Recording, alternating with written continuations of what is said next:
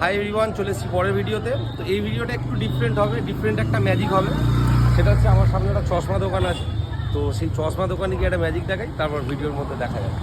দাদা, তোমার দোকানে এত চশমা, যে কোনো একটা চশমা নিজে নিজে চুজ করে আমাকে দাও, এটা ম্যাজিক দেখাবো, তোমার যেটা ইচ্ছা। দাদার পছন্দ করা চশমা আমরা ওই জায়গাটায় দেখাই, সুবিধা হবে। এই চশমাটা তুমি ধরে নাও দাদা। আচ্ছা, এই চশমাটা তুমি নিজে নিজে পছন্দ করে দিয়ে, আমি এটাকে এখানে রাখছি, ঠিক আছে? ভালো করে দেখবে। হ্যাঁ,